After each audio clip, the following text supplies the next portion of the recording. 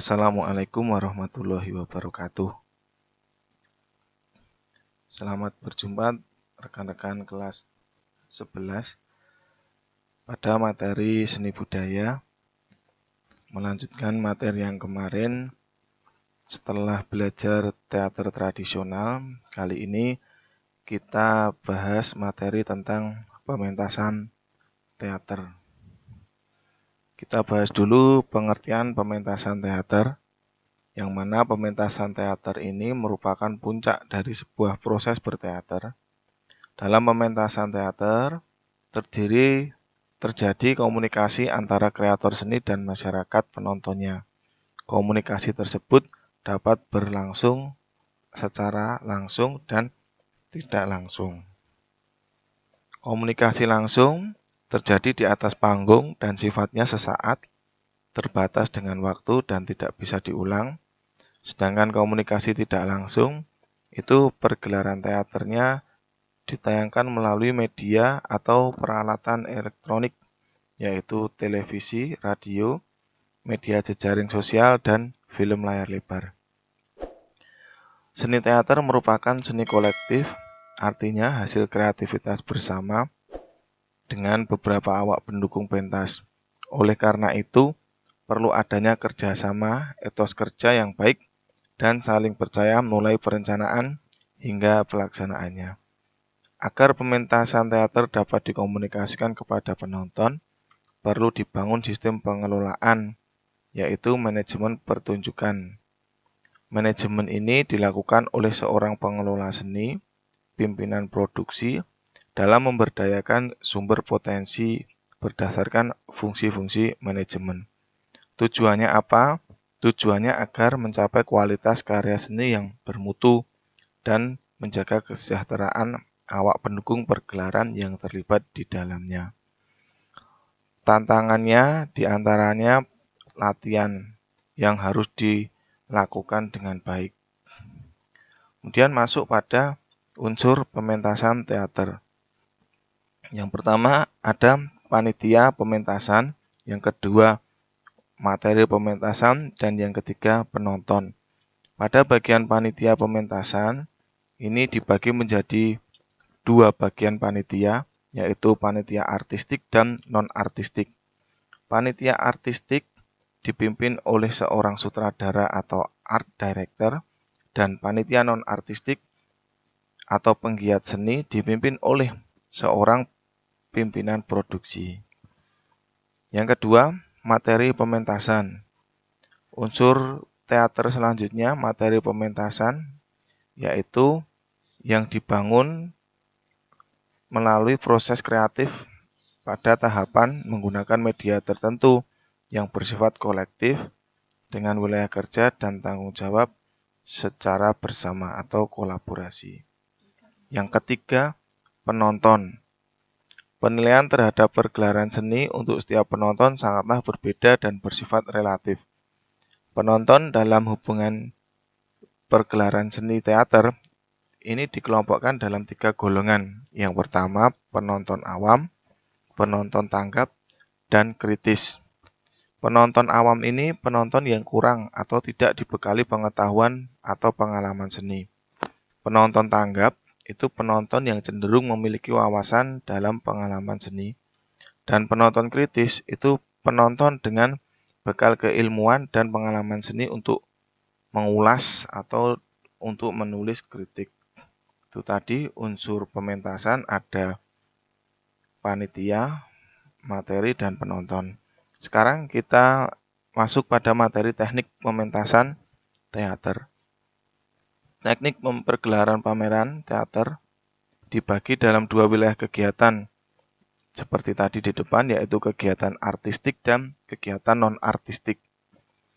Kegiatan artistik itu wilayah yang bertugas untuk menyiapkan materi atau produk seni teater.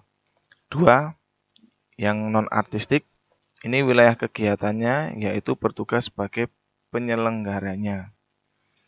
Yang pertama, perencanaan pementasan teater. Perencanaan artistik teater dilakukan oleh manajer atau sutradara. Sedangkan perencanaan non-artistik dipimpin oleh seorang manajer produksi atau pimpinan produksi. Jadi sudah berbeda wilayahnya antara pimpinan pada perencanaan artistik dan non-artistik. Kemudian perencanaan artistik di dalam pergelaran teater meliputi pengelolaan bidang personal, administrasi, keuangan, publikasi, dokumentasi, pemasaran, kemitraan, dan laporan. 2. Langkah-langkah perencanaan non-artistik.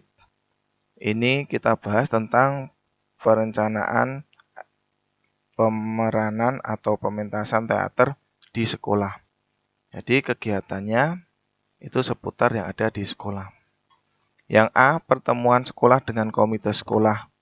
Yang B, pembentukan panitia inti, penentuan lakon teater, penyusunan kepanitiaan, pembagian tugas dan tanggung jawab panitia, pembuatan jadwal produksi, pembuatan proposal pergelaran teater.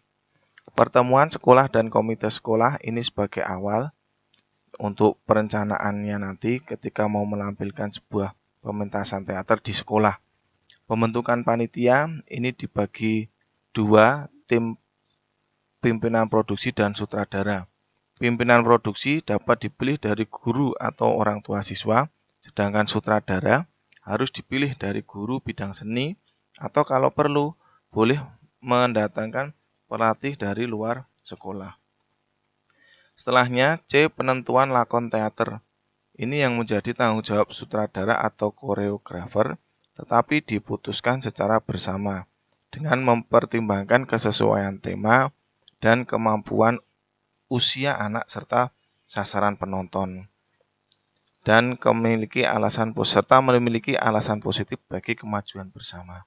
Judulnya atau teaternya, lakonnya nanti dimusyawarahkan secara bersama agar mampu mendapatkan lakon yang terbaik. D. Langkah selanjutnya yaitu menyusun kepanitiaan.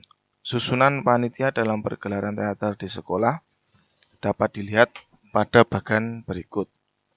Ada pelindung, penasehat, penanggung jawab. Kemudian pelaksananya ada 2, pimpinan secara produksi atau non-artistik dan sutradara artistik. Sutradara membawai penata artistik dan kru, serta artis dan pemain, dan bidang-bidang yang ada di bawahnya. Sedangkan pimpinan produksi yang non-artistik itu membawai sekretaris dan bendahara. E. Pembagian tugas dan tanggung jawab panitia. Pembagian tugas dan kepanitiaan ini seperti tugas panitia pada umumnya, seperti pada pameran dan lain sebagainya. Tetapi ada yang perlu diperhatikan lebih lanjut, misalnya pada pimpinan produksi. Di sini pimpinan produksi bertugas antara lain merencanakan, mengorganisasi, menggerakkan, kontrol atau pengawasan, menegur, memberi saran peringatan kepada panitia apabila terjadi kekeliruan atau indisiplinan kerja, dan mengadakan evaluasi kerja terhadap masing-masing bidang atau seksi dalam kepanitiaan. Bidang-bidangnya yang di bawah tadi ada beberapa, yaitu bidang acara, kesekretariatan, dana usaha, publikasi, dokumentasi, perlengkapan, transportasi, kesejahteraan, bidang umum, dan bidang keamanan. Yang kerjanya atau wilayah kerjanya sama seperti pada bidang-bidang dalam pameran dan kepanitiaan yang lain. Kemudian C, pembuatan jadwal produksi. Jadwal waktu atau time schedule pergelaran teater berisi susunan pergelaran dalam bidang artistik maupun non-artistik. Ini berfungsi memberi gambaran penjelasan tentang rencana program, target waktu, target tujuan, target proses yang sudah diagendakan, sehingga bisa berjalan dengan lancar sesuai dengan perencanaan. Kemudian membuat proposal pergelaran teater. Proposal ini dinamakan sebagai rancangan kegiatan untuk diajukan kepada pihak-pihak yang membutuhkan, terutama nanti pihak-pihak sponsorship biasanya. Penulisan proposal juga seperti proposal pada umumnya, berisi cover, dasar pemikiran, maksud dan tujuan, sasaran kegiatan, biodata penggarap, susunan panitia, rencana anggaran, dan sebagainya. Tetapi ada bagian yang perlu diekspos lebih, yaitu pada bagian pergelaran. Yang perlu dijelaskan antara lain nama pergelarannya, tema pergelarannya, tempat pergelaran, waktu, durasi, bentuk, sinopsis pergelaran, dan materi pergelaran. Kemudian yang ketiga, tentang persiapan pergelaran teater, itu kita nanti harus menyiapkan materi teater, menyiapkan sarana prasarana, menyiapkan publikasi, menyiapkan penonton, dan menyiapkan kemitraan atau sponsorship. Ini sama atau umum seperti pada persiapan-persiapan yang lain. 4. Pergelaran teater.